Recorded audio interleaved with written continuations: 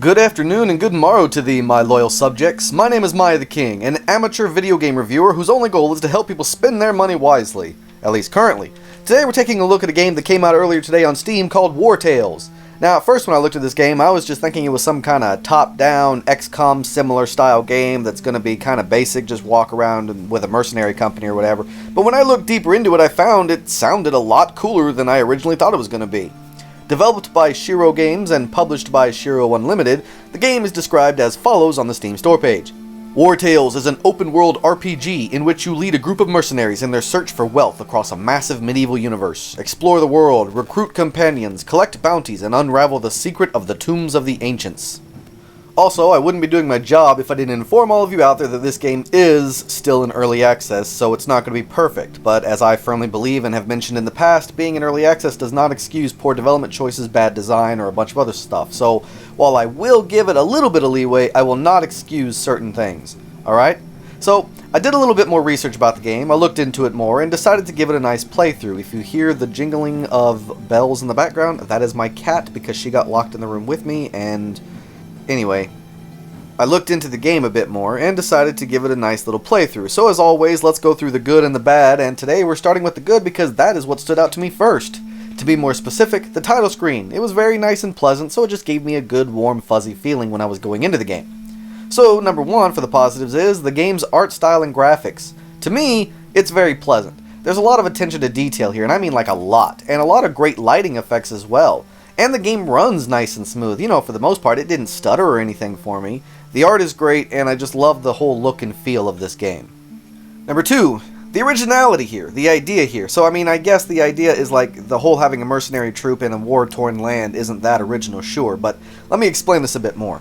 You are in control of a band of mercenaries, right? We've seen that before. And with them, you travel across the land, and you're playing as these mercenaries where literally everything you want to do is an option. Where the immersion and the realism and the investment ability here is, I think, what I like most about it.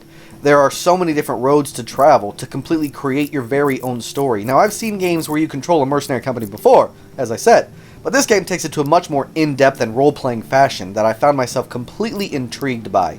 It's a mercenary game that is more in-depth and immersive than others that I've seen, and I guess I just really like that.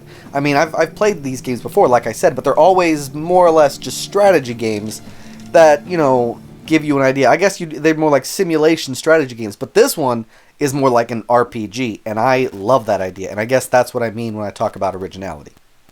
Number three, the gameplay. It's fairly simple, but has the potential to be a bit more complicated, in a good way.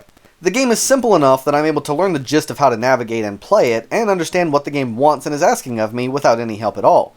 But it also has a lot more of in-depth options and paths to follow, like jobs to give your people, skills that you should grab, and why. And you know, the list goes on. So it's not overly needlessly complicated, but it's also not so simple that it's boring. So I guess it's a simple understanding type of game, you know, easy to understand, that's what I meant to say. It's addictive and engaging and immersive. You get sucked into this world and you get invested, and all you want to do is keep playing and getting further and further into the game to improve your team and see more stuff and explore and adventure, and, well, it just does what it sets out to do, in my mind, almost perfectly. Also, I wanted to mention that the combat is turn-based. Sorry about that, still recovering from the bronchitis. Anyway, the combat is turn-based and slightly strategic, almost like XCOM and other games of this type. And I actually like it. I think it works really, rather well here. Not only that, but when you go into town, there are a bunch of different things here. When you go to talk to people, you get a cutscene, and when you go into taverns, you can recruit people, rest, grab legal or illegal contracts. I mean, the towns have a lot of in-depth stuff to fiddle around with here, and the immersive attention to detail is incredible both in the battles, both when you're camping out in the wild or traversing the map, or when you're exploring town. And it's really nice to see this level of you know what? I'm not going to try to sound smart. It just feels nice, alright? Number four, the sound and the music. The music is really nice and helps set the mood for you. Sometimes it can be big and motivating, and other times it can be subtle and charming. As for the sound effects themselves, I mean, for the most part, they're pretty good. I mean, a shield against a sword sounds about how you would think. Pulling a bowstring and letting loose an arrow sounds about right. But I do have a minor issue with the ambiance in this game. The ambient sound effects are almost not even there. Or if they are there, then they're so quiet I can't even hear them after turning the volume all the way up.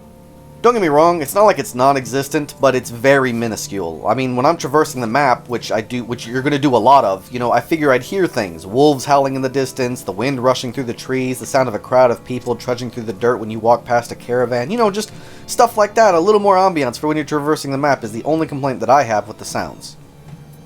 And so, that's all I got for the positives. Next up, we're going to go into the negatives, but before that, if you would be so kind as to support my channel, it would really mean a lot. And even though it might not seem like much, I promise you every little bit you do actually really helps me.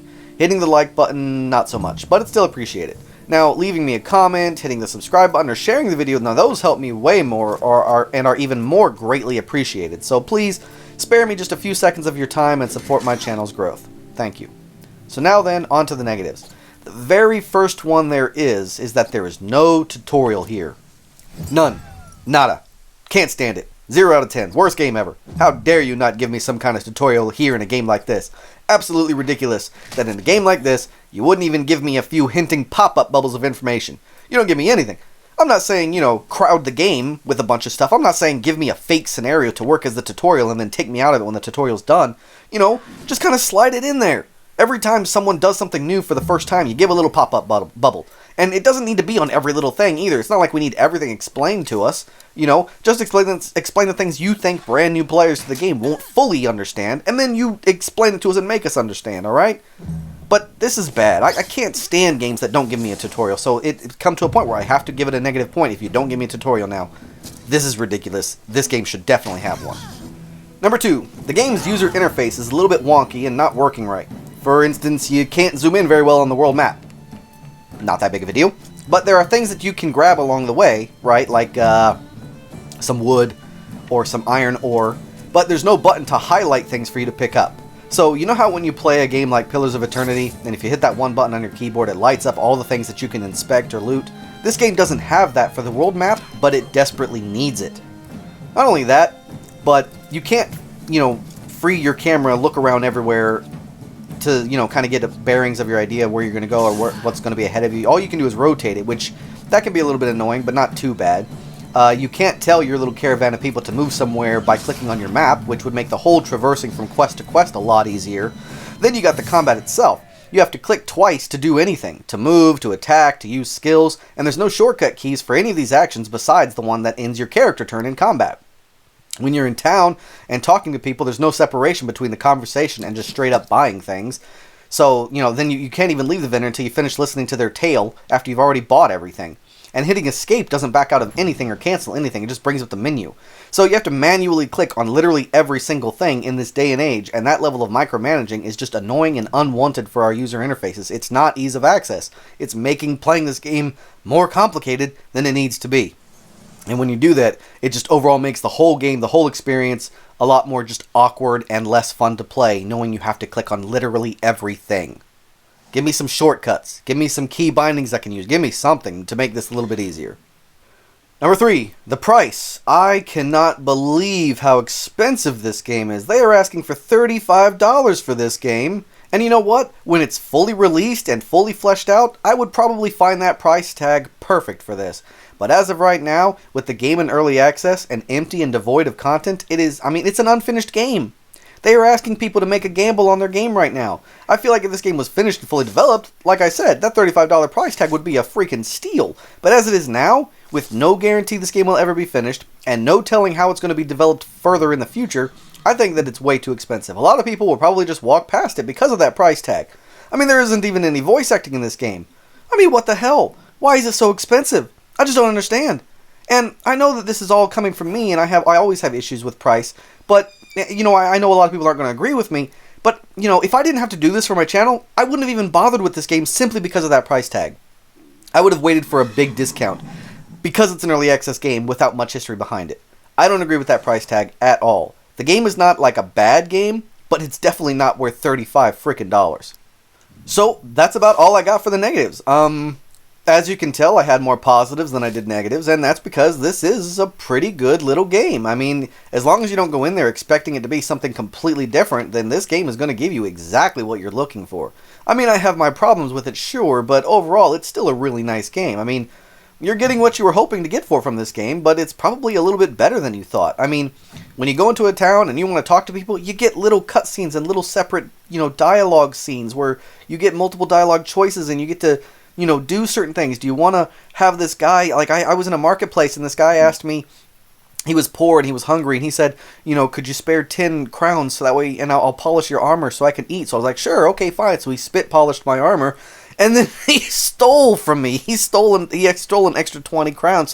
So that guy got 30 crowns from me. I mean, it was hilarious that happened, and I was so mad at myself for falling for it. Someone else was really hungry, and I was able to talk to them and give them a piece of bread, and that got me a little bit of renown. These are really cool, fun things that in this one town I was able to experience. You have your pick of quests, each nation has its own scenario, or maybe not yet, but if you look on the game at the top left, it says, scenarios, and this nation has no scenario, or you've progressed 0% in this nation's scenario, or whatever. So that's really cool. I mean, that means there could be a big booming story somewhere down the future where your mercenary company is involved with the nation and what they're doing. I like that. And, you can fully customize and organize your group of mercenaries, name and their skills and jobs. The game has a ton of freedom, but a ton of personal touches you get to make to it. Does that make any sense? The only concern I have is that I can't personally customize and create my own team.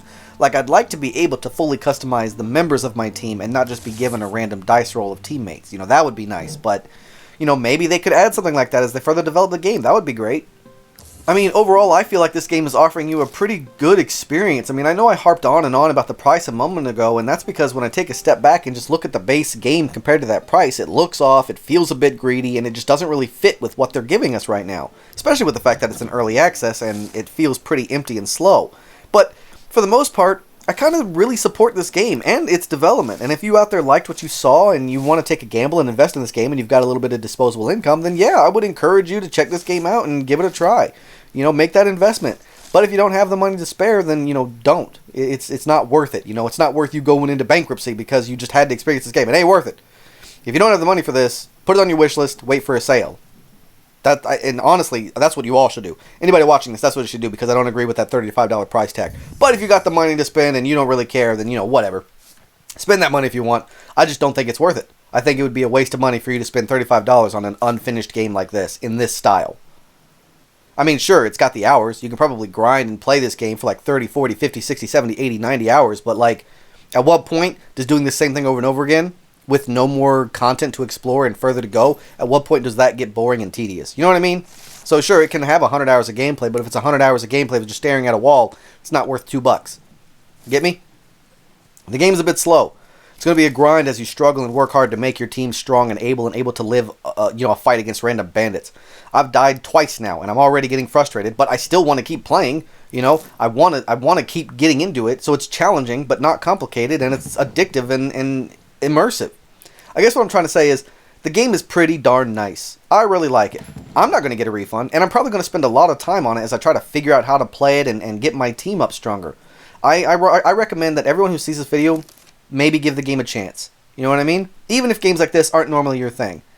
I still, it's frustrating for me because I want people to try it, but I don't want people to spend $35 frickin' on it. But if you do happen to try it, or if you have the money because it's Christmas or whatever, within those first 2 hours, you're going to know if this game is for you or not, because it's going to basically be that for the rest of the game, and you'll know if you're going to enjoy it so you can get that refund. I really enjoy this. I feel like I can dedicate 200 hours to this game and really just get invested into this. And so because of that, I want to make sure everyone else understands my excitement. So what you see is what you get. What you've been watching this whole time, that's the gameplay. So if you like what you're seeing, and if you've liked what I've heard and how I seem to be feeling about it, then yeah, go ahead, check it out. Maybe wait for that discount though. Just be forewarned that this is a much slower game. It focuses more on the build-up and the tense moments than it does on epic, fast-paced moments. It's kind of like Mount & Blade, except without all the giant, fast-paced, epic battles that, come and go, if that makes any sense. It's slower, it's a lot more tedious than most games, and until it gets a big content update, it's mostly empty. So also, keep that in mind if you're starting off here, because you're mostly going to be doing just a lot of grinding for no reward and no epic story to take place or take part in. Which is another reason why I have an issue with that price tag. I have also heard a lot of rumors about the game's horrible release and a lot of people getting bugs and crashes, and the game is basically broken. So also, keep that in mind. I personally didn't experience anything like that. My game ran fine, and I didn't have any bugs or glitches, but that doesn't mean you won't, so keep that in mind as we move forward here. And I really hope that they do end up adding some epic story or world-changing events to just really make the game pop. You know, it'd be super awesome if they actually end up doing something like that, and I could really see this game being worth its asking price at that point. But that's all I got. I'm trying not to ramble or repeat myself, and I'm trying not to confuse you guys. So let me end it here with a straight up, I recommend that you should all at least give this game a try. Just give it a try at the very least and see if it works for you or not. I know the price tag is a bit much. I get it. And if you absolutely can't afford to spend it, I don't blame you, okay? It's a bit much. Just wait for a wishlist discount. But you should still check it out eventually some point in time, because I feel like this is a game that if you like games like this, you could really seriously dedicate yourself to this and really get into it. So that's all I got. Thank you all so much for watching my video. I really hope I was able to help you or at least entertain you. Please don't forget to like, comment, and subscribe, and I'll see you all again on my next adventure. So until then, I bid you all farewell.